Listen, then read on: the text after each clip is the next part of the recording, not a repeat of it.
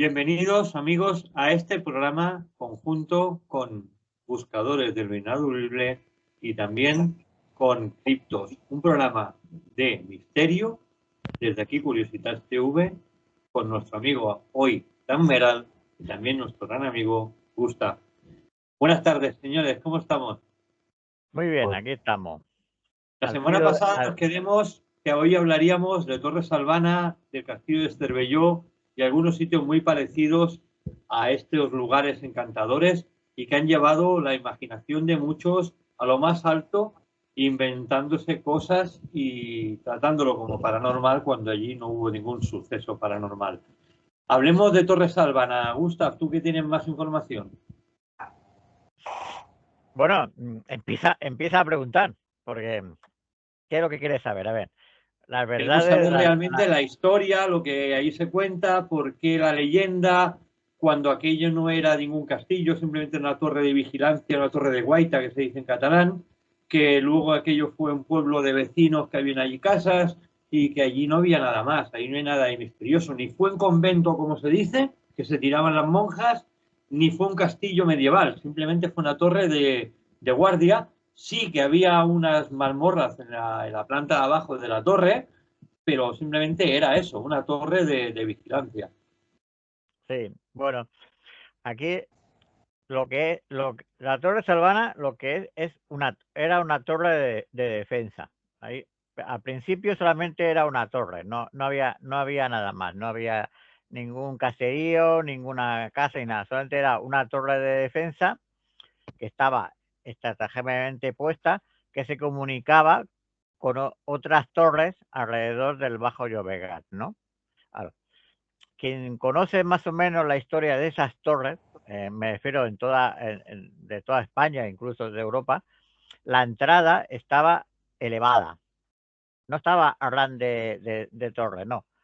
La entrada principal de esas torres estaba a una altura de 3 o 4 metros de altura y habían unas escaleras, o ya sean de piedra como Torres Albana, como se ven ahora, o de madera, que era cuando había algún ataque hacia esas torres, lo que hacían eran, si la escalera era de madera, elevaban la escalera y para poder entrar tendrían, tendrían que usar otras escaleras que traían los enemigos o intentar subir como pudiesen, ¿no?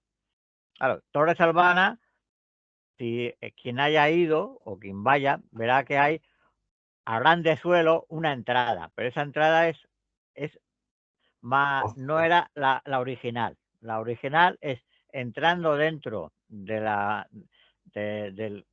caserío de ahora, ahora denominado castillo, que no era castillo, pero si entran dentro, ven que hay una entrada a unos 4 metros más o menos y hay una escalera de piedra. Esa era la original. Por ahí se entraba a la torre. Y la parte de abajo eran las mazmorras de la torre. Porque claro, pensar que en esa época era todo bosque, apenas habían casas y habían otras torres, por ejemplo, a mano derecha de Salvana estaba la de San Feliu, la de Molín de Rey, hacia el norte, espera, norte, al este estaba el castillo de Cervelló, ¿no? Claro, habían varias torres y entre ellas se comunicaban, ¿no? Porque todo lo demás eran bosques, no es como ahora que hay ciudades ni pueblos, ¿no? Claro, a partir de ahí ya pasaron los años y alrededor de la Torre Salvana hubieron casas de payeses ¿no? Claro, y era una torre y alrededor habían casas, ¿no? Como un pueblo, pero no era un pueblo, como una aldea, ¿no? A partir de ahí pasó de mano en mano, y ya, pues, cuando la compraron, pues ya hicieron primeramente, pues, una casa pequeña al lado de la torre, pegada a la torre. Claro, cada vez que pasaba de un dueño a otro, pues se ampliaba la torre hasta llegar al siglo XVIII-XIX, que ya tenía la forma de castillo. Pero no, no era un castillo a principios del siglo X. Es un castillo a partir del siglo XVIII-XIX, ¿no? Pues ahora quien haya ido o quien vaya verá que hay la torre redonda, la cilíndrica, que es la original, y a mano derecha, mirándola de frente, hay una torre cuadrada. Pero eso es porque el que compró, los dos últimos compradores de la Torre Salvana, pues lo hicieron en forma de castillo, ¿no? Como, como otros supuestos castillos que hay en toda España, que no eran castillos y ahora lo han hecho como castillo, ¿no? Eso es lo que es, ¿no? Claro. ¿Qué más os puedo decir? Bueno, la explicación de Castillo es en el siglo XX. En el siglo XX, lo tengo aquí apuntado, sí, que en la web de castillos.net, ahí explica que lo denominaron castillo porque se parecía a un castillo, pero que realmente no era un castillo. No era. Así que eso del castillo del demonio o el castillo del infierno, pues no. El por qué se denomina castillo del infierno o castillo del diablo es porque hubieron grupos y siguen habiendo grupos de ocultistas, que hacen rituales, han hecho y aún se están haciendo rituales dentro del castillo, y grupos que han hecho ouijas, han hecho llamamientos, supuestamente, que yo no lo afirmo, porque yo he estado investigando y no he dado con nadie, y conozco grupos satanistas y grupos luciferinos, ¿sí?, que han habido rituales, sacrificios de animales, ¿no? Humanos, que yo sepa, no ha habido ninguno.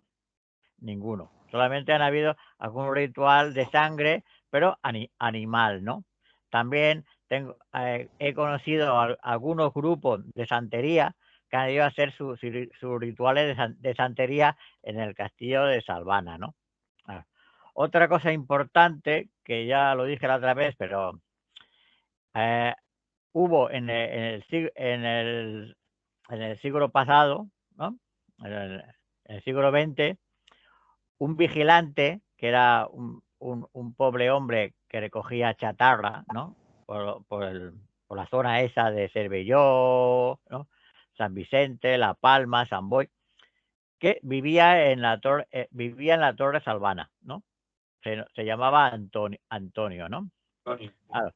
Y él, el ayuntamiento, y quien lo conocía, lo dejaban vivir porque era una persona que no hacía nada mal, y además, pues de vez en cuando intentaba restaurar el muro, las partes internas, ¿no? Y vivía dentro de la torre. Vivía dentro de la torre. ¿Qué pasaba con eso? Claro, al principio vivía solo, hasta que no conoció a Enriqueta, vivía solo. Claro, pues si nos ponemos en su lugar, pues claro, si hace frío, pues ¿qué hacemos? Pues encendíamos una pequeña fogata dentro de la torre. Claro, ¿qué pasaba? Que la torre, como ya no hay las plantas, que está todo abierto, ¿no? Claro, el humo tiene que salir por donde sea, y según lo que cocinabas, pues podía ser blanco, podía ser negro, pues claro, ¿qué pasaba? Pues salía el humo. Mucha gente dice, oh, es que sale humo, pero claro, pensar que quien vive cerca sabe que había una persona que vivía en la torre. Claro, no, claro. Y el humo era provocado por esa persona, no era que salía un humo del siglo XI o siglo XII así por la cara. No, o sea, salía el humo porque se cocinaba o se calentaba dentro de la torre, ¿no? Claro. Después ya conoció a Enriqueta, conoció a varias mujeres, ¿no? Claro, que también eran de esas que iban buscando chatarra, todo eso, y vivieron con él en la torre, ¿no? La más conocida era la doña Enriqueta, que iba vestida de negro, ¿no? Y siempre estaba, de día estaba recogiendo chatarra o cartones, pero por la noche estaba con él en la torre, ¿no? Pasa que siempre han habido, pues, los turistas clásicos, la gente que iba a hacer rituales, ¿no? Claro, eso les, entre comillas, les jodía que fuesen a perturbar, que iban a hacer rituales, iban a hacer fotografías, ¿no? Y había veces que se cabreaba, ese hombre se cabreaba con los visitantes, ¿no? Claro, también le decían que era como un ocupa, ahora está el nombre de ocupa, pero antes no se denominaba ocupa, ¿no? Pero bueno, eh, el ayuntamiento, la gente de Cervelló toleraban que estuviese esa persona en el castillo, como un vigilante, pero que no era vigilante, pero bueno, estaba allí, ¿no? ¿Qué pasaba? Por las noches, la Enriqueta salía de Torre Salvana, porque hay una explanada, delante de la Torre Salvana hay una explanada, que ahora han puesto piedras para que no pasen los coches, pero antiguamente, hace unos años atrás, no estaban esas piedras, y tú podías entrar con el coche hasta la explanada, hasta el mismo castillo, ¿no? Claro, pues allí iban enamorados, iban grupos a hacer sus ligues, ¿no? Iban también prostitutas, ¿no? Claro, pues la Enriqueta pues se acercaba muchas veces a los coches. Claro, tú imagínate que estás con tu novia, con una amiga dentro del coche y se acerca una figura negra, bueno, pues te pegas o un susto o, claro, no sabes lo que puede ser. Además, si te picaba el cristal para pedirte dinero, pues, claro, mientras no te pedía dinero, solo que te picase en el cristal, estando tú haciendo jugando a indios dentro del coche, pues te pegabas un susto de muerte, ¿no? Claro. Aparte, si tú te metías con ella, pues salía el Antonio y bueno, y la que se armaba, ¿no? Algunas veces ya había venido la policía, ¿no? O los mozos de escuadra porque habían follones, ¿no? Claro. A partir de ahí, volvemos a la niña de blanco. La niña de blanco nunca ha asistido a la niña de blanco. Nunca. Excepto si yo me traigo a mi nieta vestida de blanco y la dejo por la torre mientras yo estoy haciendo fotografías y tú, David, vienes y ves a una niña correteando por el DS. Pero claro, si yo después te digo, no, es mi nieta que estaba conmigo, pero bueno, la gente dice, no, es un fantasma. A ver, todos los que han pasado por la torre, ¿eh? Todas las dinastías que han pasado, en total unas 10 familias han pasado, pues de las últimas conocidas, ya han dicho que hay de misterio no ha habido nada. Claro, piensa que esa torre es del siglo X y vigilaba la parte cristiana de la parte musulmana. Claro, ya estamos hablando que la Torre Salvana ya era en la época de los musulmanes. Claro, porque era en el Bajo Llobregat, que en una parte estaba la parte cristiana y en la otra estaba la parte musulmana, que también pasaba con el castillo de Cervelló, que está en Cervelló. Una cosa es la Palma de Cervelló, que es donde está la Torre Salvana, y otra cosa es Cervelló. Pero entre el castillo de Cervelló y entre la Torre Salvana, lo tengo aquí apuntado, porque me lo he apuntado, está el castillo nuevo, que le llaman el Castel Nou, ¿no? Que solamente quedan restos, no queda nada más que restos, ¿no? Que está entre el castillo de Cervelló y la Torre Salvana, estaba en el medio, que también en aquella época, como eran todos bosques, se comunicaban y se podían dar señales, ya fuese de humo, ahí ya no os puedo decir cómo se hacían las señales, pero se hacían señales, ¿no? Lo mismo, también se comunicaban con el castillo de Molín de Rey o el castillo, o la torre de San Feliu de Llobregat, ¿no? Todo estaba unido, ¿no? Cuando se vendió, cuando se compró el castillo de Cervelló, no de La Palma, sino el castillo de Cervelló, se habla que quien lo compró también también venía con dentro de lo que habían pagado la torre de Salvana. Pero que no confundir La Palma de Cervelló con Cervelló. Es los que compraron la torre de Salvana, el castillo de Cervelló, venía en el paquete la torre, porque toda esa parte, quien mandaba era el conde de Cervelló, eran sus terrenos, ¿no? Claro. Claro. Eso es otra cosa importante, ¿no? Aquí os pongo, que si queréis, para la gente que quiera profundizar más y saber más, es la página web que se llama rutasconhistoria.es, que ahí podéis ver información que hay detallada y verdadera de la Torre de Salvana, del Castillo de Cervelló y del Castel Nou, ¿no? Y después también hay la página web de castillos.net, que ahí hablan de todos los castillos de España, ¿no? ¿Ya? Y después también hay la página que se llama monumentalnet.org, de organización, que también ahí explica la historia de la Torre Salvana. Claro, para que vean, claro, que era una torre de defensa que después pasó a defender la pequeña población que había alrededor, que era como una aldea, no era un pueblo, era una pequeña aldea de 4 casas o 5 casas, y después ya se convirtió en lo que es ahora, en la Palma de Cervelló, ¿no? Claro. Decir que en el siglo XX, últimos del siglo XIX a principios del siglo XX, había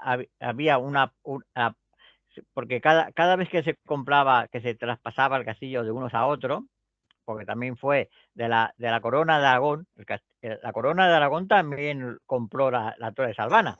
Después el Ayuntamiento de Barcelona, claro, ha pasado por muchas manos, ¿no? Claro. También dicen en la historia que fue también una torre templaria. Claro, claro, eso sí que te interesa a ti, como templario, pues, pues claro, fue en la historia 10 siglos, hasta ahora, 10 siglos, lo que ha pasado. Han habido amoríos, intrigas, casamientos, traiciones, claro, han habido guerras, claro, han habido de todo. Allí, si ha quedado impregnado algo, ha quedado impregnado 10 siglos de historia. No, es que hemos oído espada, vale, sí, puede puede ser. ser.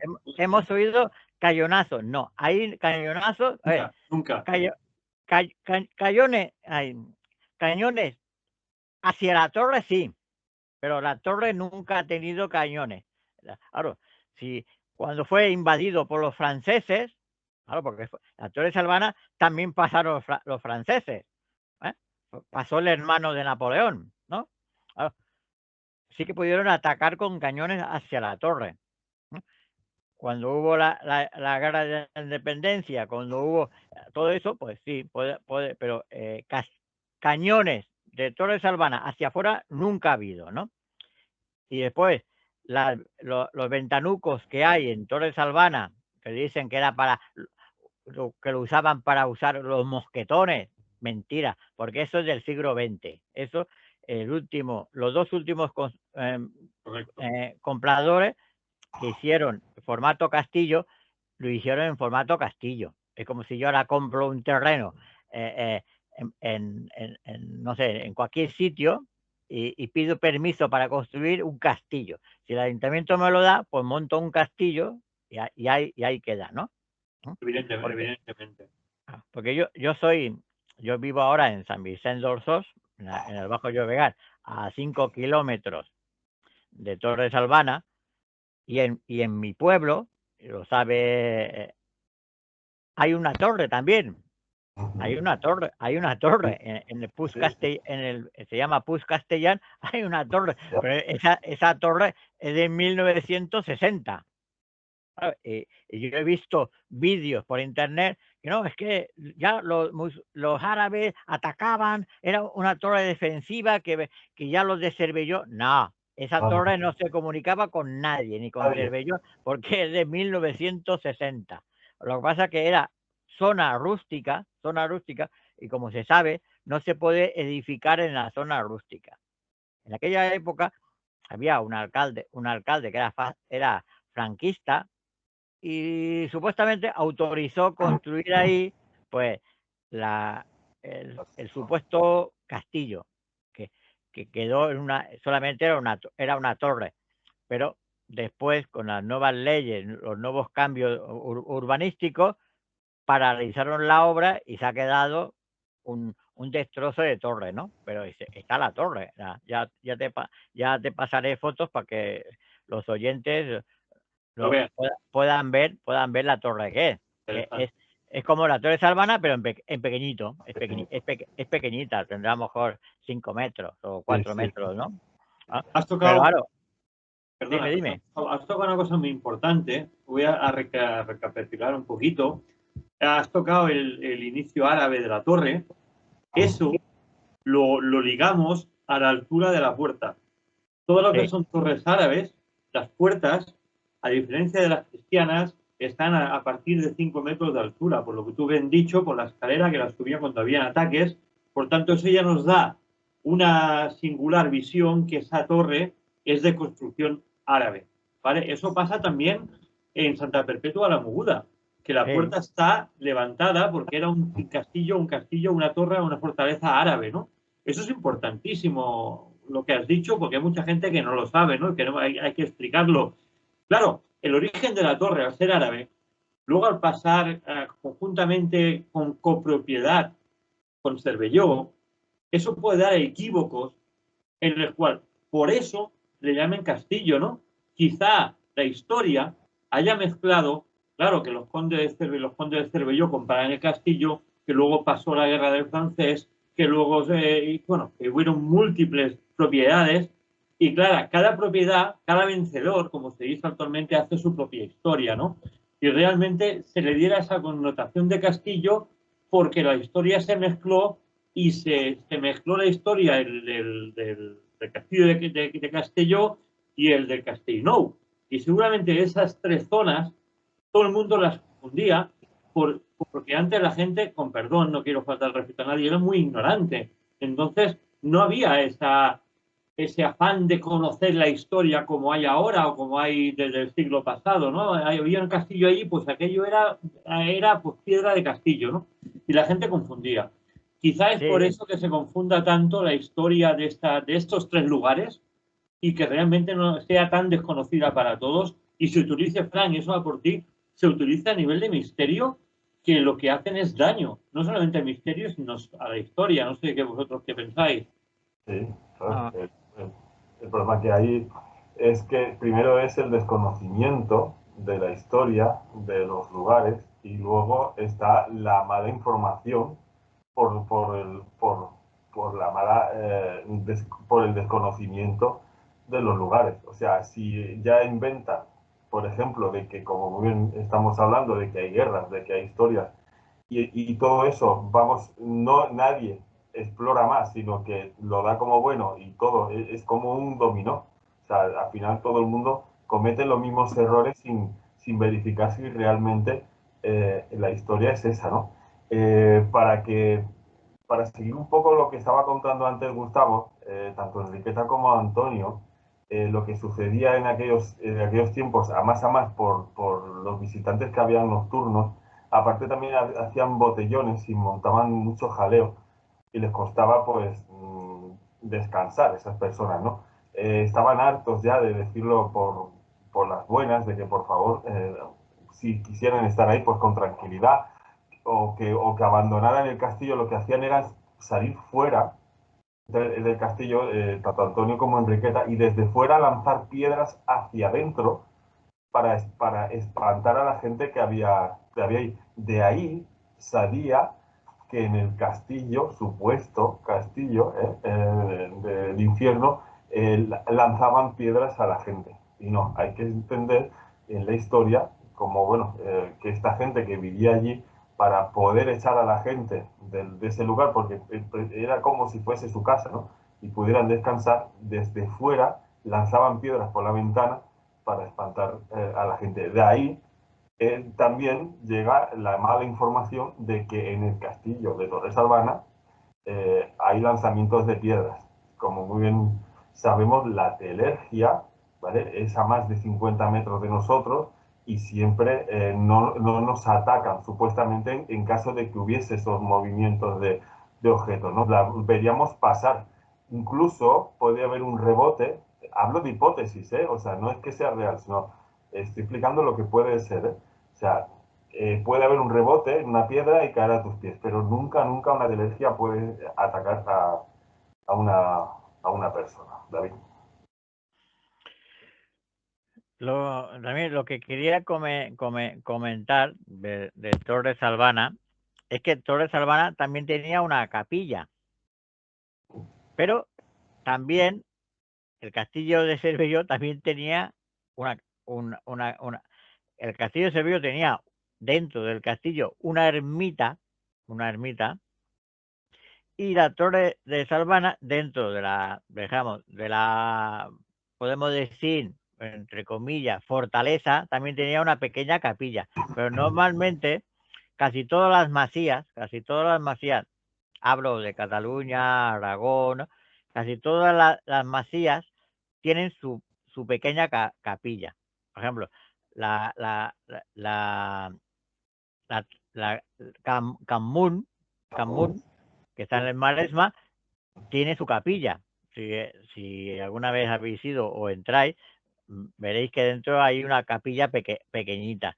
Por eso digo que casi todas las masías, yo he visto masías en Aragón, he visto masías en Cataluña, en Mallorca, que hay una capilla dentro, claro, pero no la ermita que estaba en el castillo de Cervelló, porque allí vivía el conde de Cervelló.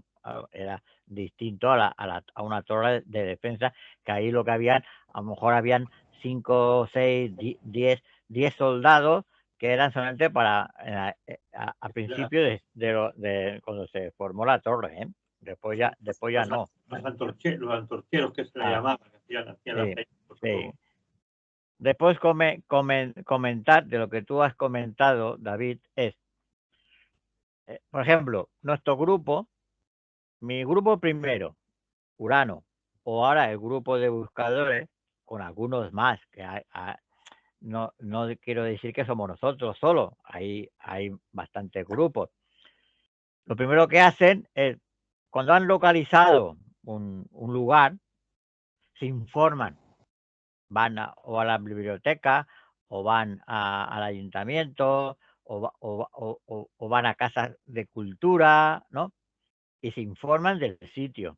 Pero si yo ya voy directamente a ganar dinero, si yo voy directamente, oye, mira, el David me ha invitado a la masía Campuñeta, pues vamos a ir esta noche, y nos vamos, ¿ya? Uy, un ruido, un fantasma, que me han tirado una piedra, me han cogido de la pierna, ya vendo esa masía, ese castillo, esa ermita, ya lo vendo como un sitio que hay fantasma. Pues el chat que tengo, pues se me llenan de me gusta, y se mandan estrellitas, y ganas dinero. En cambio, nosotros lo que hacemos es, si tú nos hablas, David, mira, podríamos ir a Masía Camun, y supuestamente nosotros no hemos ido nunca, primeramente nos informamos.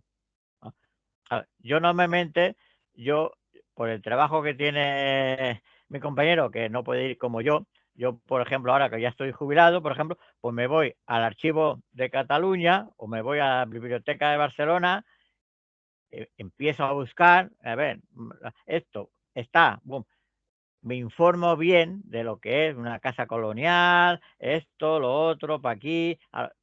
Claro, después, cuando yo tengo recopilado toda la información del lugar que vamos a ir, vamos un día, pero de día, y miramos todos los peligros que pueden haber, porque pueden haber minas de agua, pueden haber sótanos, por ejemplo, en geriátricos y hospitales, pues hay las bocas de los ascensores. También vamos si es un hospital o vamos a un sitio, una geriatría o algo, vamos con aparatos Geyser para ver si hay radioactividad. Claro, porque si vas a un hospital y hacían radiografías, pues puede haber el peligro que haya quedado residuos radioactivos en esa zona. Lo miramos todo, ¿no? Y después ya, o al día siguiente, o al cabo de unos días, vamos de nuevo con toda la información que la hemos pasado a todos nuestros compañeros, porque cada uno puede ir por un lado, pues les pasamos el papel, la libretita. Mira, peligro en tal sitio, peligro en tal otro. El suelo está mal. Ojo con el ascensor, ojo con eso, ojo con lo otro. Un momento, amigos. Nos acaba de entrar nuestra amiga. Veo que tiene el micrófono silenciado, no sé por qué. Bueno, esperemos que lo arregle. Nuestro amigo Carol García es escritora. Y te damos la bienvenida desde aquí, Curiositas TV, junto a tus amigos también, que son Fran Meral, un gran hermano, y Gustav, también un gran hermano y amigo de aquí del Misterio. Carol, bienvenida a este programa. Tienes el audio silenciado, me parece. Espera. Vale, perfecto. Bienvenida a bordo. No sé si me has escuchado lo que te decía. Hola, sí, se ha escuchado. Hola. Estamos hablando de Torres Albana, de los misterios de Torres Albana, la historia de Torres Albana. Tú lo conoces porque vives cerca también. Aparte, sí. Conoces aquí a todos, nos conoces a todos. ¿Tienes algo que aportar de Torres Albana? ¿Quieres hablar algo de Torres Albana? ¿Algo que desconozcamos? Yo he estado solamente investigando una vez y la verdad es que no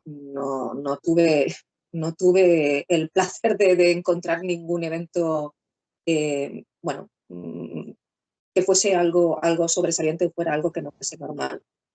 Sí que es cierto que hay mucha gente que quiere investigar y dice que ha podido grabar y ha podido encontrar alguna fenomenología. No ha sido mi caso, yo solamente he estado una vez.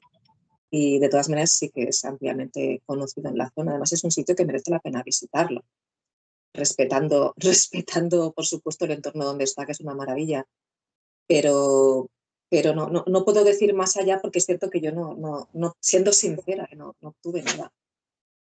Gustav, síguelo explicando lo que estabas explicando, perdona. Perdona por el corte. No, era sobre eso, que nosotros lo que hacemos primeramente es investigar el lugar. Investigamos el lugar, anotamos los peligros, las cosas que pueden haber, un poquito de historia, porque dicen, no, es que ahí las monjas maltrataban a los niños o maltrataban a las niñas. Bueno, hay que ver, porque si es un geriátrico y nunca han habido monjas, a mí no me vale que me digan que las monjas maltrataban a las niñas o a los niños. Si era un geriátrico municipal, ahí no había monjas, ¿no?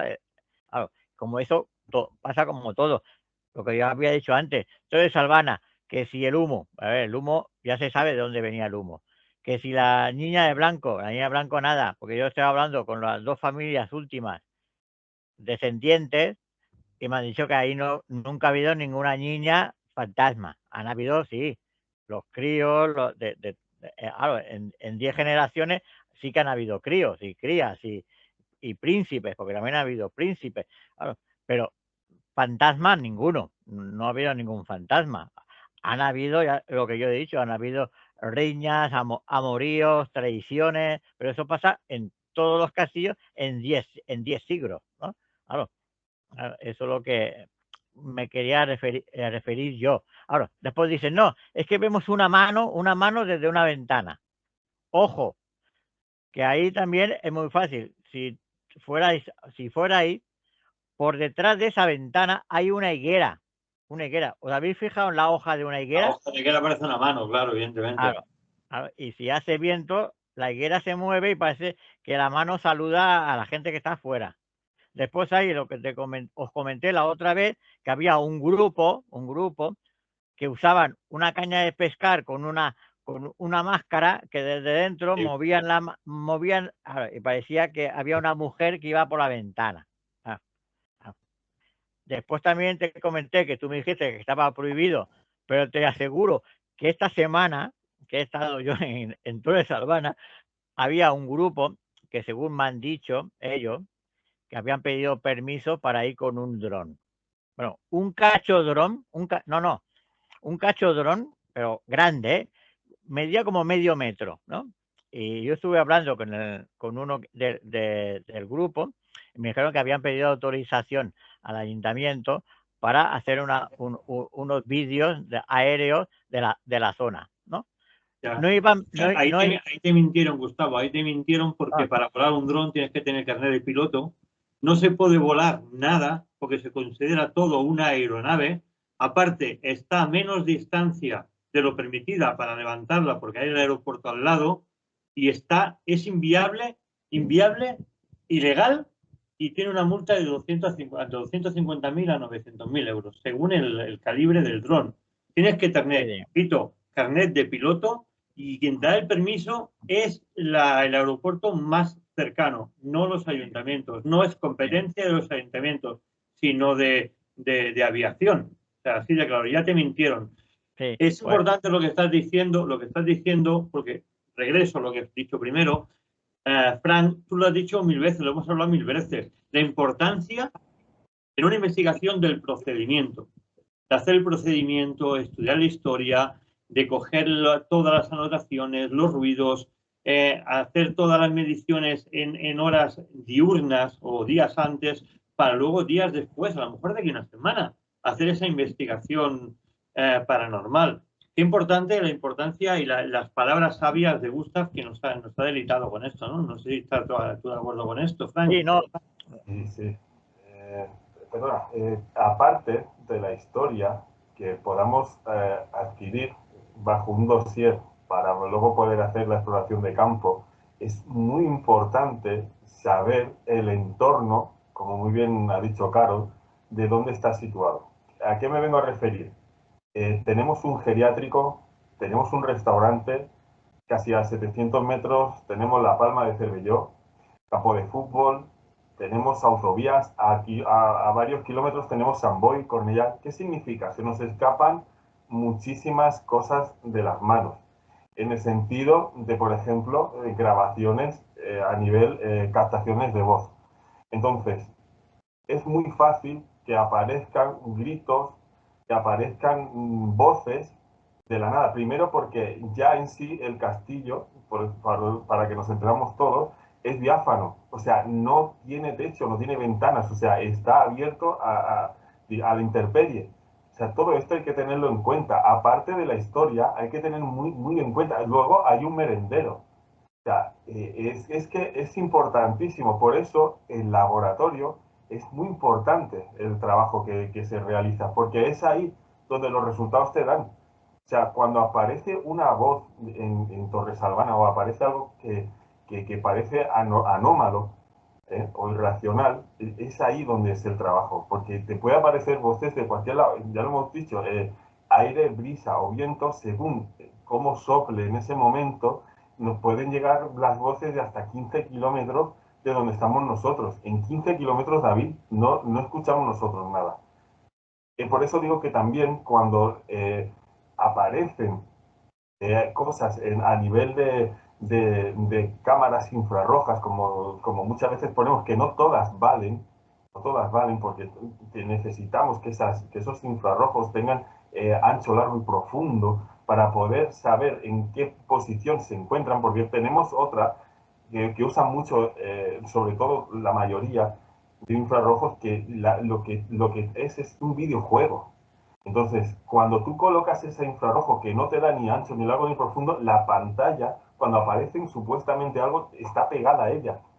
Por eso no cortas nunca le cortas la señal, porque no vale, no todos los infrarrojos. Entonces, me vengo a referir a que tanto como el infrarrojo, como ya hemos dicho antes, y el ultravioleta, es donde el ojo no ve, ¿vale? Porque el infrarrojo está por encima de los 740 nanómetros y el ultravioleta está por debajo de los 400, entonces es donde el ojo no ve, que luego a raíz de ahí, hacia adelante hay más colores.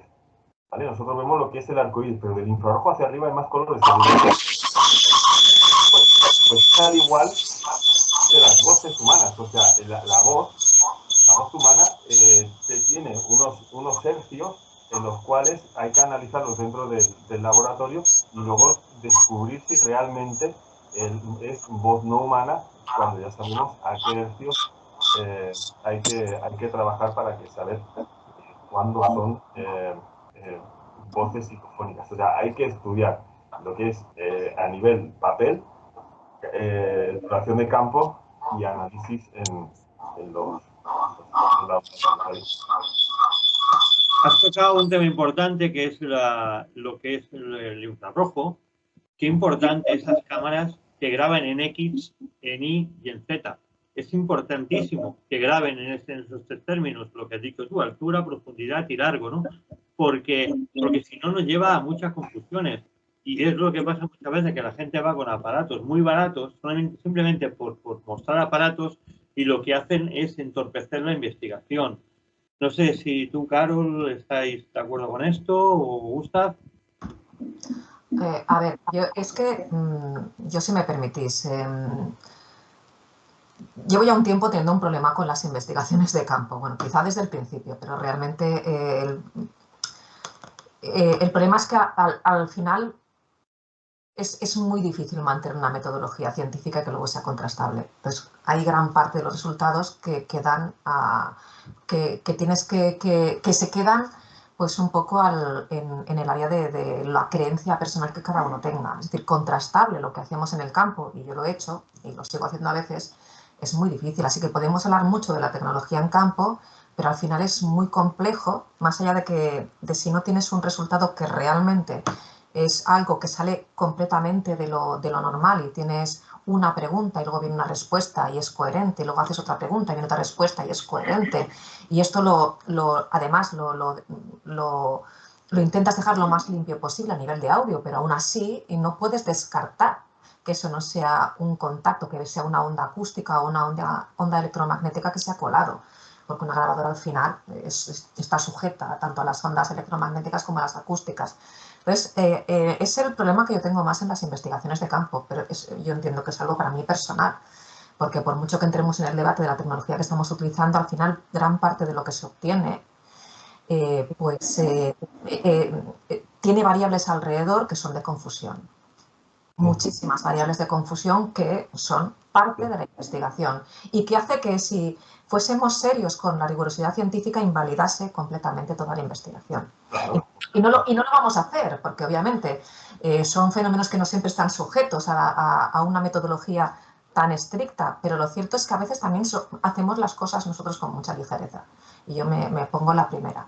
Entonces, la investigación en el campo tiene ese interés y tiene ese atractivo, y atractivo para el que también lo ve luego, pero a nivel de contrastar los datos, o de que se pueda decir, sí, seguro, esto es una voz, que es una voz electrónica anómala, pues en la mayoría de los casos muy difícilmente vamos a poder afirmar de manera rigurosa eso es un fenómeno anómalo. Este es el problema de la investigación en campo, que también la hace más interesante, porque hay que estar mucho en campo para que haya algo que realmente se pueda decir, pues de acuerdo, pues esto es verdad que no lo estamos haciendo en un laboratorio, pero oye, como poco es francamente extraño. Pero la mayoría, el 99,9%, hay tantas variables de confusión que podríamos descartarlo prácticamente absolutamente todo. Y esta es la realidad, ¿eh? Sí. De hecho, David, como está diciendo, por eso la ciencia no permite que la paraciencia sea científico, porque los resultados, como bien ha dicho ella, siempre dan fallo. Nunca los resultados son iguales. O sea, aunque tú repitas los ensayos, siempre da fallo. Nunca nos dan algo positivo. Por eso Bueno, depende del fenómeno. La precognición se está haciendo en laboratorio, la telepatía en laboratorio, las voces electrónicas anómalas también. Lo que pasa es que cuando sales al campo, si tú te vas con una mochila, como he hecho yo, pues obviamente eso no lo puedes reproducir porque las cosas no van a ser exactamente las mismas. Claro, la parapsicología a nivel mental, como esa percepción extrasensorial en la cual se estudia, por supuesto, está en laboratorio. No. Hablo a nivel laboratorio, a nivel análisis, tanto en fotografía como a nivel, sí, que es un laboratorio y decimos que es científico. Pero claro, no nos lo dan los resultados. A nivel, por ejemplo, psicofónico, siempre como que eso es ciencia cierta, no lo es porque los resultados a nivel de lo que es la captación de voz nunca dan, los resultados siempre son positivos, siempre fallan. Pero yo, si me permitís introducir aquí un pequeño, porque si no parece que yo estoy diciendo que nada va a ser reproducible. Con las voces electrónicas anómalas sí que se ha investigado en laboratorio.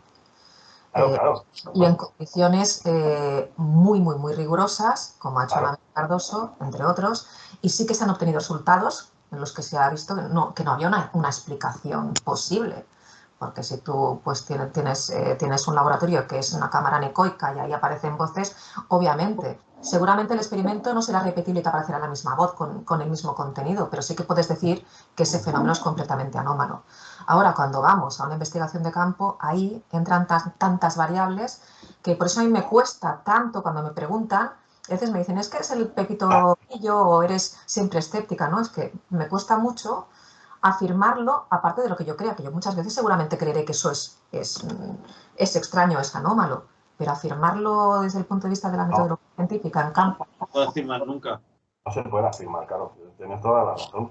Es que cuando tú analizas, o sea, cuando tú metes la grabadora en un sitio, aunque no estés en casa, como por ejemplo Anabela, que tú haces la grabación fuera, cuando tú lo analizas en casa, o sea, nos regimos, por decirlo de una manera, a unos hercios, o sea, trabajamos, o sea, todo lo que no sea cercano a los hercios de lo que es voz no humana, lo estamos descartando prácticamente todo. Y no es que seas escéptico o no, es que trabajamos con unos parámetros en los cuales si no nos llegan a esos hercios, automáticamente se descarga.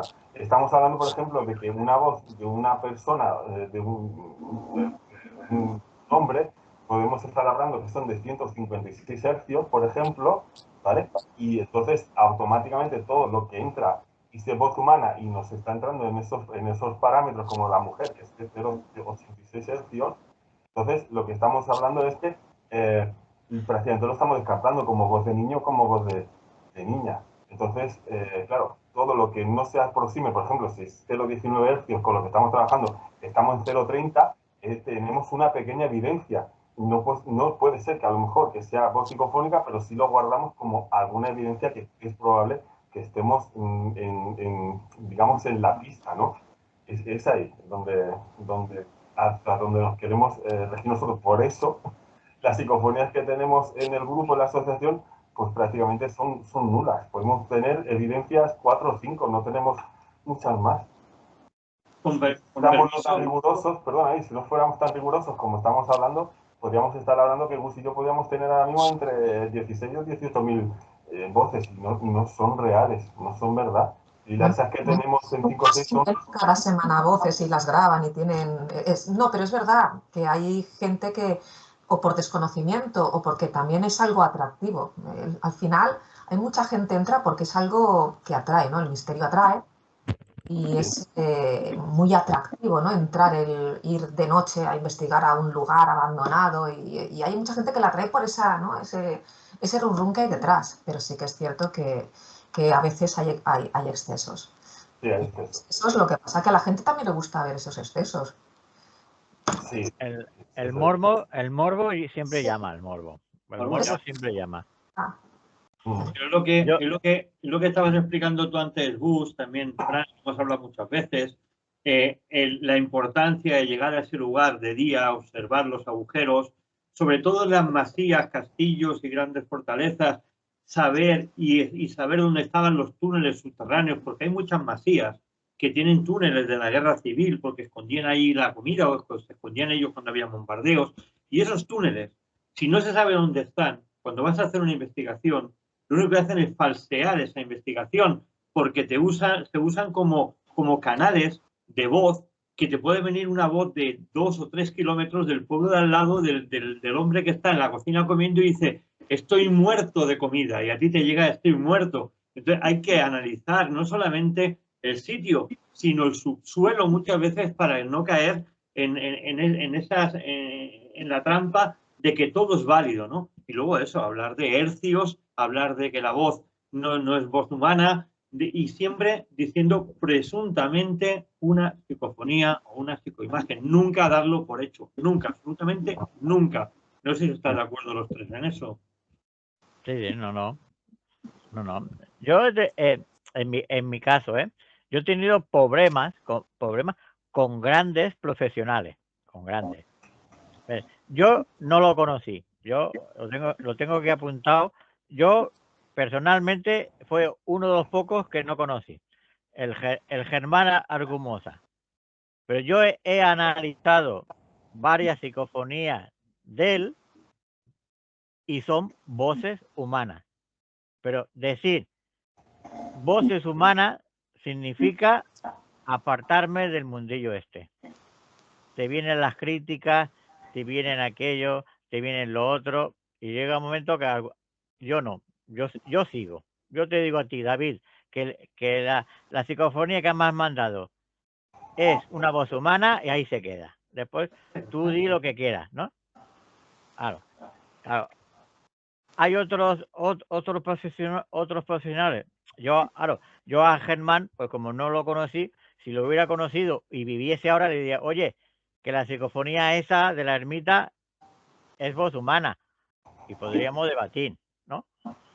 Pero los que están vivos, algunos que están vivos, yo he oído que no te mandan la psicofonía, no te la mandan, no quieren que tú le analices, pero si cuando han hecho alguna conferencia has grabado, o ya sea por internet o ya has grabado personalmente la psicofonía que ponen y después la analices en casa y ves que es voz humana, yo eso dije, digo, oye, que eso es voz humana. No, imposible. Vale, pues ahí te quedas. Si tú quieres vender tu psicofonía como verdadera, pues estupendo. No hay ningún problema, pero para mí, yo siempre diré que es una voz humana.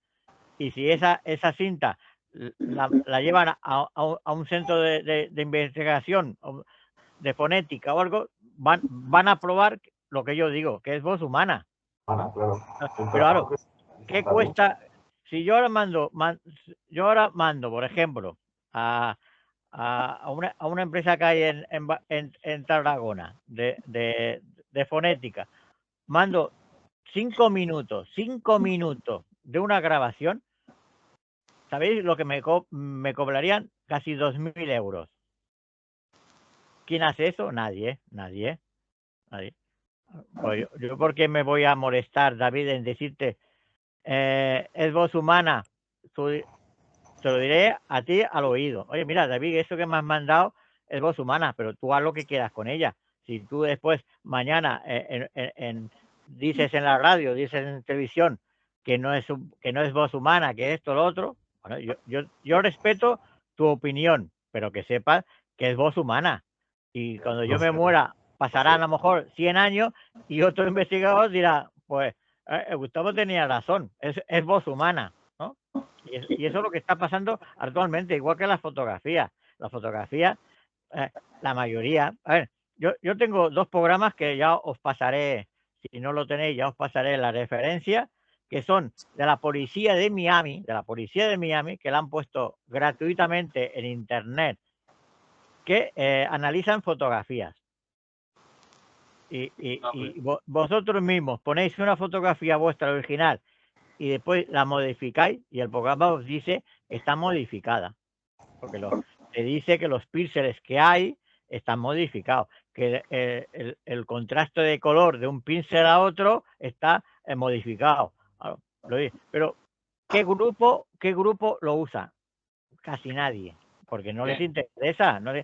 Yo prefiero que tener en mi página 10.000, 20.000, 30.000, 1 millón de seguidores y que me digan, uy, qué chulo, uy, qué bueno. Estupendo. Claro. Pero Yo puedo decir, ¿tú has visto algún grupo utilizar el osciloscopio simplemente?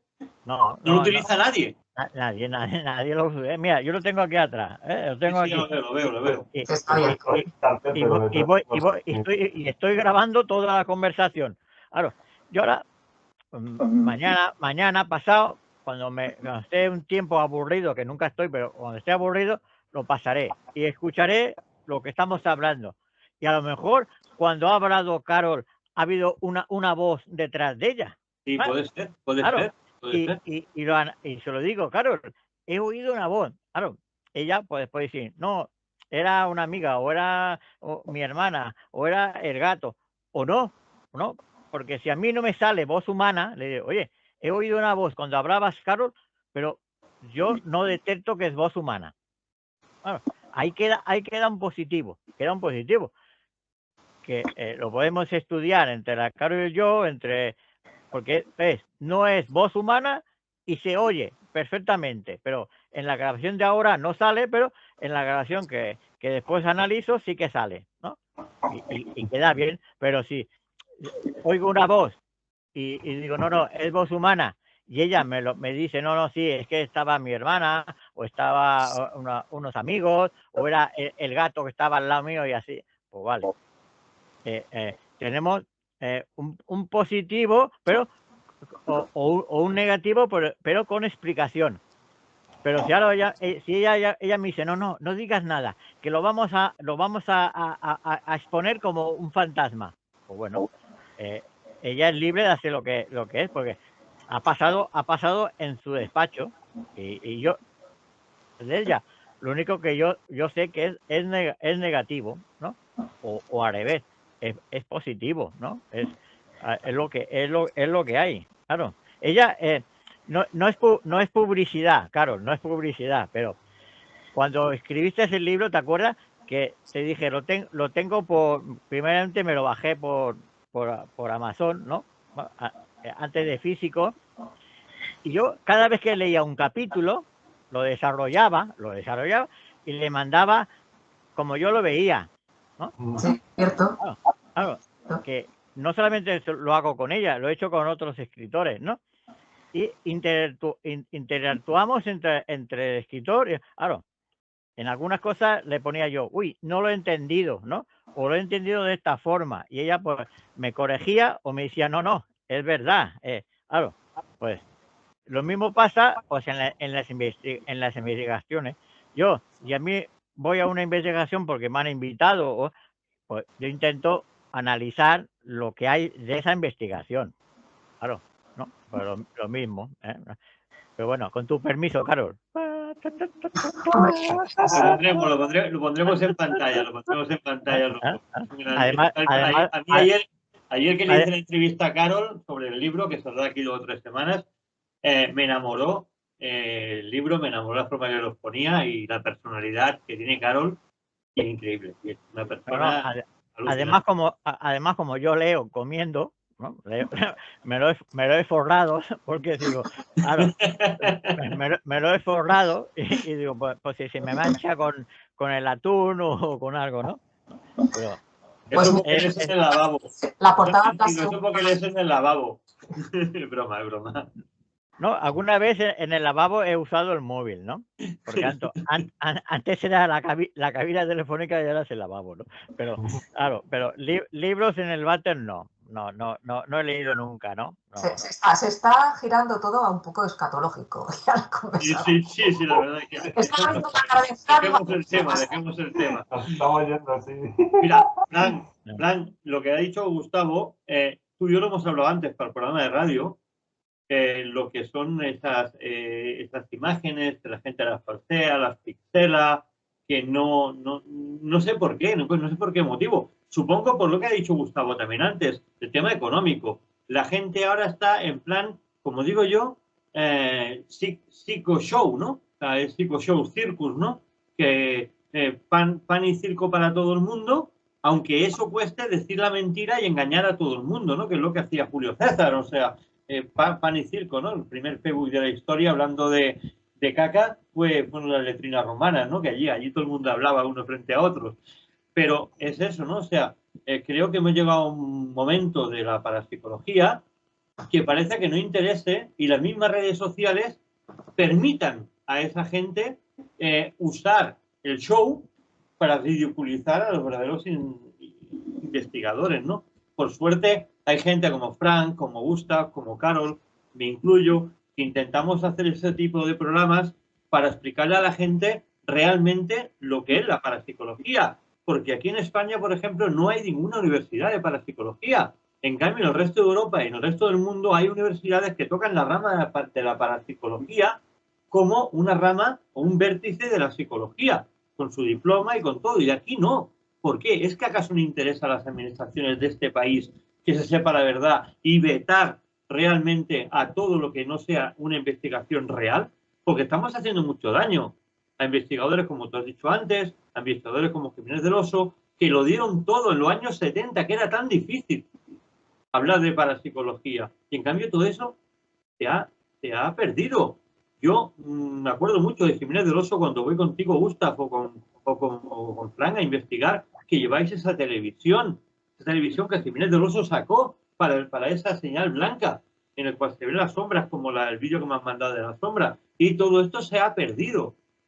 ¿Acaso no interesa la parapsicología en España? Es la pregunta que me hago. No sé si me creo de alguna no interesa. Mira, yo os diré más o menos, cuando yo tenía mi grupo, Urano 64, nosotros cuando íbamos a una casa, ya os pasaré algunas fotografías, que aún habían los muebles, habían los cuadros, habían libros. No estaba nada destruido como ahora. No habían graffiti. No. Cuando hacíamos un artículo, cuando mi compañero Andrés y yo, en paz descanse, hacíamos un artículo, se lo pasábamos a Karma 7 o año 0. Y si ellos lo veían bien, nos lo compraban y salía en la revista, ¿no? O en la revista también una que había que se llamaba Mandrágora, también nos publicaban muchos artículos. Y poníamos fotografías, en aquella época, aunque las pasábamos a color, en la revista salían casi siempre en blanco y negro, y se veían que hemos estado, por ejemplo, en la masía de San Gregorio, y se veían las camas, se veían los armarios, y estaban abandonados, pero no había ni un solo destrozo, Habían veces que pedíamos permiso al ayuntamiento, o a algunos sitios aún habían los que cuidaban las casas, ¿no? Pero es que ahora está todo destruido. Ahora, entre que roban el cobre, entre que roban el hierro, y después vienen los vandalistas, que rompen los cristales, pegan fuego dentro, todo ha perdido, Y además, hay programas de televisión, no digo cuál, ya os lo podéis imaginar, que ya se han subido, como yo digo, al tren. Se han subido al tren y ya dicen lo que tienen que decir para ganar audiencia, ¿no? Yo tenía amistades con varios y ya han quedado como amigos lejanos, porque ya apenas antes nos carteábamos o nos llamábamos por teléfono, pero ahora que existe el móvil que me podía comunicar con ellos, no, porque cuando salen por la tele es que me da vergüenza. Me da vergüenza decir, he sido amigo de fulanito, porque dicen tonterías. Y bueno, como yo no voy por el interés, que a mí me gusta profundizar en mí y buscar la verdad. Yo os voy a decir una cosa, que siempre lo he dicho, cuando me han invitado a algún congreso o algo, yo siempre lo he dicho, y quien me conoce lo sabe. Mi padre, en paz descanse, hace 24 años que murió. Mi padre me escribía, yo tenía un programa de radio, mi padre en paz descanse, me escribía los guiones, las preguntas que tenía que hacer, por ejemplo, a Jiménez del Oso, a Sinesio, ¿no? Pues cuando mi padre ya estaba a punto de morir, me dijo, hijo, como él a su manera creía, me dijo, mira, te diré una frase. Esté donde esté, vaya al infierno, vaya al cielo, si oyes esa frase, soy yo. Pues yo os aseguro que he dado 3 veces la vuelta al mundo. He ido a sitios donde había trabajado mi padre, donde había vivido. Incluso he hecho investigaciones en casa, en las 3 casas que he vivido con mis padres. Nunca, nunca, nunca he oído esa frase. Nunca. ¿Eh? Y sigo. Y Fran sabe que yo sigo en eso. Cuando él me ofreció ser del grupo de buscadores, pues yo le puse unas normas. Le dije, si vais a decir la verdad, estaré con vosotros. Si vais a mentir, no estaré con vosotros. Y eso es lo que he hecho. Pero ya os digo, he estado 7 veces en Escocia, 9 veces en Egipto, que lo puedo demostrar. Tengo fotografías. He estado en Inglaterra, he estado en el castillo de Drácula, en el verdadero, bueno, no Drácula película. Drácula, el conde Drácula. El conde Drácula, ¿no? Que aquí lo tengo apuntado porque iba a ir este fin de semana, iba a ir al Congreso de Vampiros, pero se ha anulado, ¿no? Claro, la película de Nosferatu, el actor se llamaba Friedrich Gustav. ¿Ah? Y en coña yo decía, mi padre me puso Gustav, porque mi padre trabajaba de noche, ¿no? La broma que hago, ¿no? Pero me refiero a lo que yo me refiero, yo he estado en muchos sitios, del mundo y nunca, nunca, nunca he oído esa frase. El día que la oiga, os diré, hay algo, hay algo.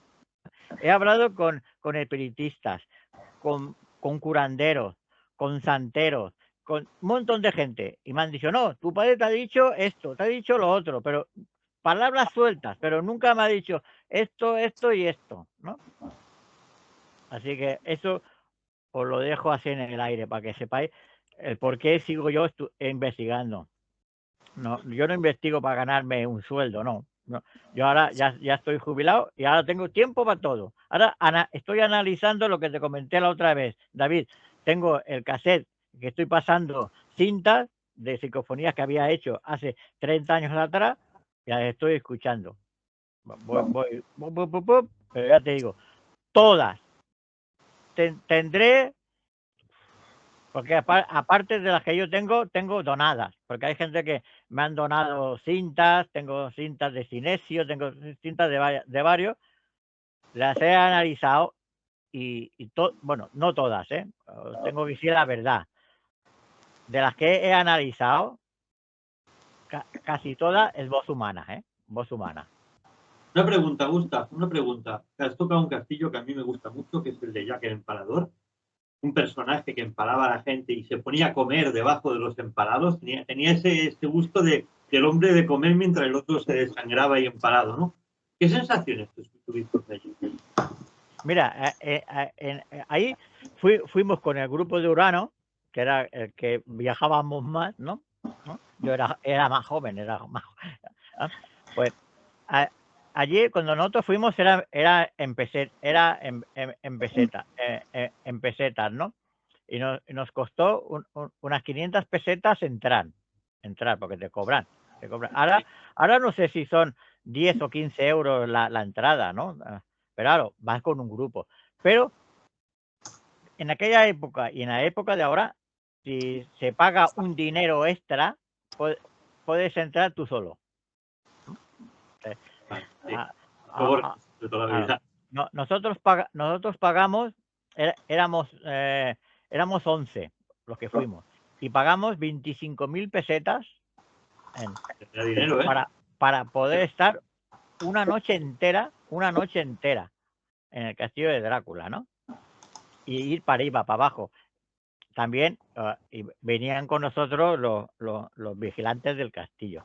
Ahora actualmente, por lo que tengo entendido, porque han ido amigos míos, que ahora no puedes ir como visitante o puedes ir también pagando un extra y estar solo. Pero por la noche no, solamente es por la tarde. Aunque oscurece más tarde, aún hay veces que a las 9 de la noche aún es de día. Pero ahora actualmente tengo entendido que ya no puedes pasar la noche en el castillo, ¿no? Pero cuando yo fui, sí que se podía pasar, igual que tengo unas fotos que también os la puedo pasar, en la pirámide, en la grande pirámide, también tuvimos que pagar, que éramos 33 personas y fuimos a la pirámide y pagamos para estar una noche entera dentro de la pirámide solos, los 33, ¿no?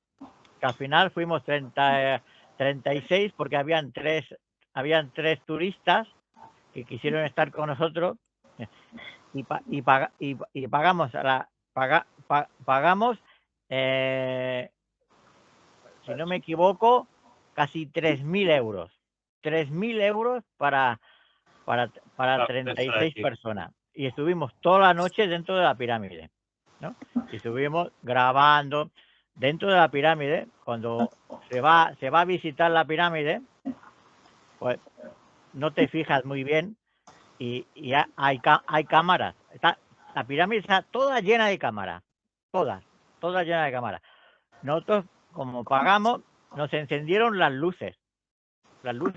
Toda la pirámide por dentro iluminada.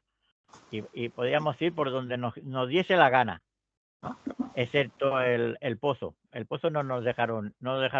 Se quedaron con nosotros 2 policías que van de blanco, se quedaron con nosotros. Y otros 2 fuera, pero cerraron la pirámide, la cerraron y estuvimos toda una noche dentro, desde que se fueron los turistas hasta que empezaron a venir por la mañana, estuvimos dentro de la pirámide. Hicimos psicofonías, hicimos grabaciones, hicimos una boda dentro. Una boda dentro, esotérica. Nos metimos dentro del sarcófago. Todo eso lo tengo en fotografía, que lo puedo demostrar, que no me lo invento, ¿no? Cuando yo he dicho que está en tal sitio, lo tengo fotografiado. En aquella época, pues la primera vez que fuimos era con cámara fotográfica analógica, que para hacer fotografías tenías que pagar en casi todos los sitios, Después ya con las digitales, pues también tenías que pagar. Y si querías filmar, pues también tenías que pagar. En Egipto, si no pagas, bueno, en Egipto, en Escocia, ahora en casi todos sitios, en Venecia. La última vez que estuve en Venecia, que he estado me parece que 8 veces he estado en Venecia, pagas en todo, pagas.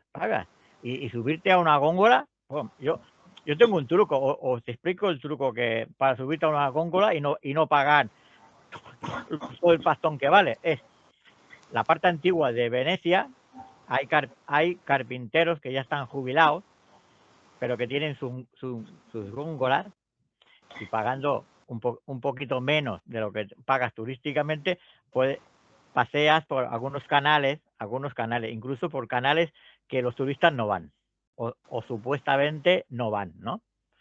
Igual que los restaurantes en Venecia, restaurante o en Nápoles o en Florencia, vas a un restaurante y te clavan por turista, pero en cambio vas a restaurantes más económicos, más del pueblo, que digo yo, y te cobran normalito, ¿no?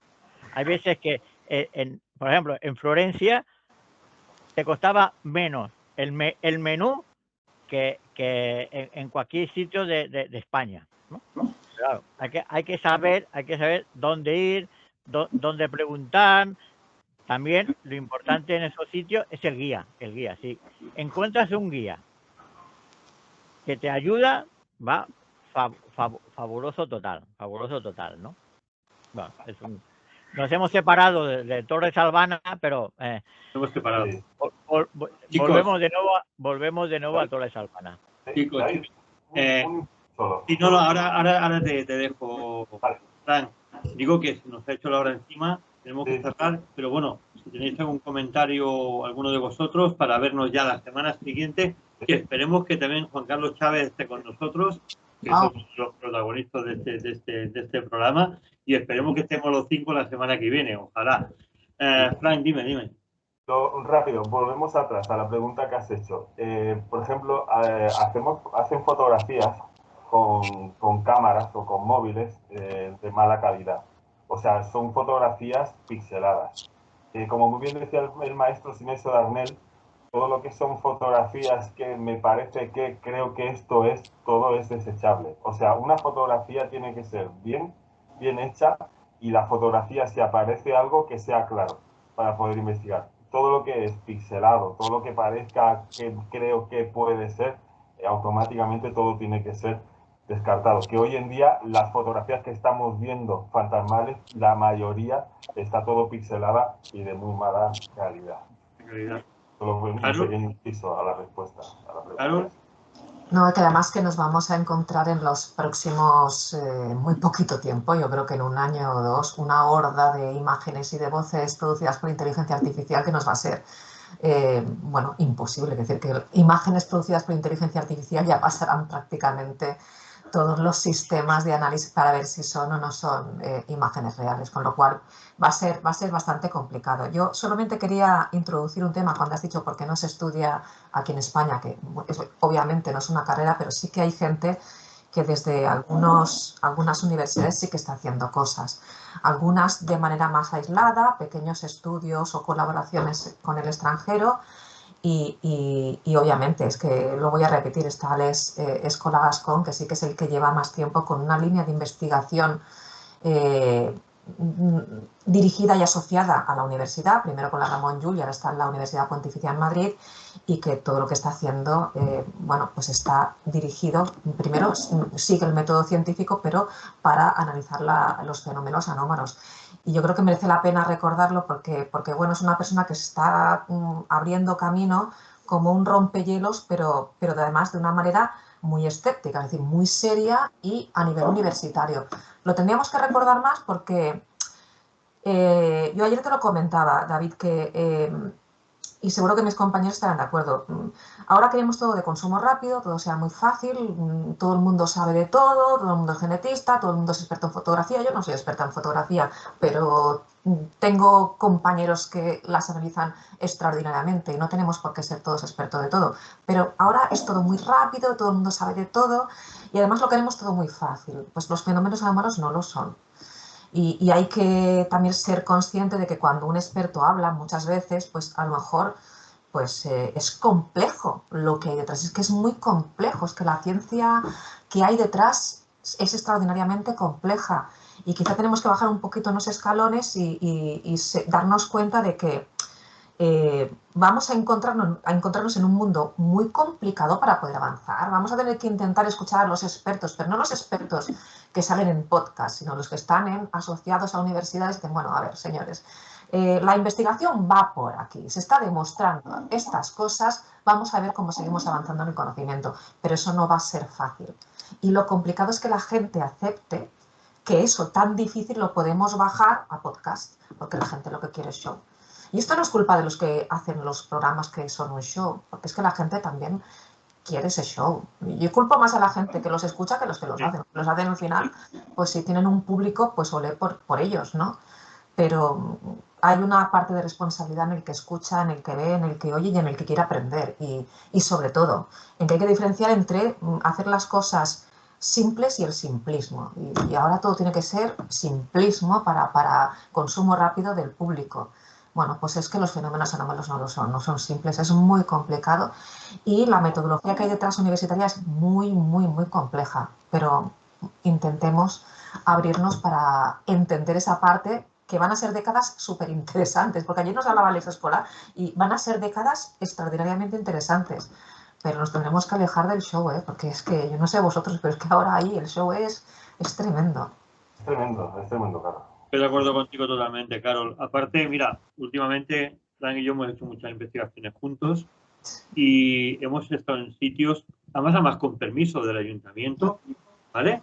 en el cual podríamos estar ahí y hacer lo que nos diera la gana, porque tenemos el permiso gubernamental, quiero llamarlo así, y no hemos sacado ni una pizca del programa que hemos hecho. Hemos estado en 2 sitios, uno que era un convento y el otro que era también un convento y una iglesia, en el cual si hubiéramos querido inventar cualquier cosa, hubiéramos sacado de allí, no un programa de 20 minutos, no, hubiéramos sacado una película.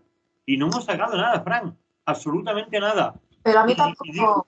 Y digo esto, perdona, Carol, y digo esto porque este sábado, ¿no?, el siguiente, queremos hacer una investigación con Fran.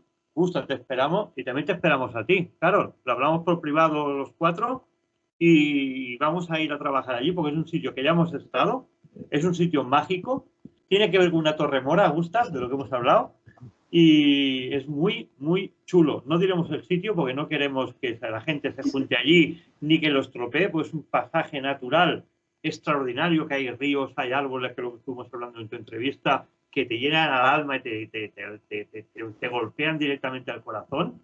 Y Gustav, lo digo, te espero, que en las otras 2 no estuviste. Te esperamos allí también, ¿eh? El problema es mi madre, que estoy de enfermero y si no tengo a nadie, si mi hijo no hace turno, me cuesta ir. Por eso estoy en casa y estoy aprovechando para analizar todo lo que pues claro, yo recibo de 10 a 15 psicofonías y entre psicofonías y fotografías cada semana. Me mandan para aquí, me mandan para allá. Y bueno, y me estoy distrayendo así. Lo que sí quiero decir una cosa rápida. Luis Merino, que ha escrito un libro de fantasmas, él pone, yo estuve hablando con él, que los satélites que hay con sus cámaras fotográficas que cogen un gato en la calle, ¿cómo puede ser que nosotros con una máquina fotográfica enfocamos a una ventana y nos sale pixelada la ventana? Eso es lo que él se queja, Luis Merino, y lo que yo digo. ¿Cómo puede ser que con las cámaras que hay, yo tengo, la última que tengo es la Nikon 1000, la P1000, que cojo los cráteres de la Luna y no me caben en la pantalla los cráteres? Sí, pero mira, ves, por ejemplo, Gustav, esto es lo que usé yo y tengo 6. Claro, voy con cámaras con 4K. Es una cámara que vale un pastón y llevo 6. Claro, no es lo mismo la imagen que te da esto que te puede dar, por ejemplo, un móvil. Y eso la gente no lo entiende. No, pero el móvil, si tú no quieres, no sale pixelado. Si yo hago una foto con el móvil, yo he trabajado como fotógrafo para un ayuntamiento. Soy fotógrafo, mi profesión ha sido fotógrafo político. Yo he hecho fotografías a políticos, a municipales, a la Generalitat, a un montón de sitios, ¿no? Porque era fotógrafo político. Y yo, si no quiero, la foto no sale pixelada. Sí, pero a la hora de ampliarla, no es lo mismo ampliar una foto que está a 1080 o está a 4K que un móvil de 4 o 16 o 20 megas. No es lo mismo. Sí, pero también...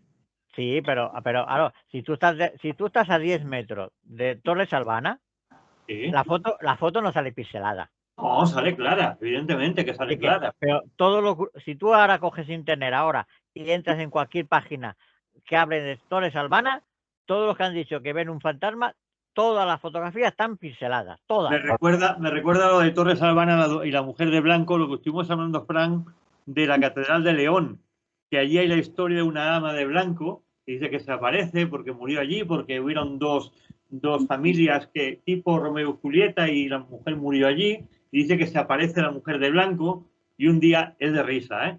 Me lo contó Gema, una escritora de allí, también de León, que un día pues habían los albañiles y salieron todos corriendo que se negaban a trabajar y estar en la obra porque se les aparecía la mujer de blanco.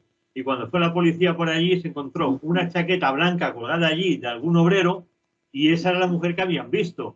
O sea, imagínate dónde llega la mentalidad de las personas, ¿no? A veces nos autogestionamos y nos engañamos, ¿no? Es un dato curioso, simplemente. Pero bueno, pues chicos, os emplazo la semana que viene.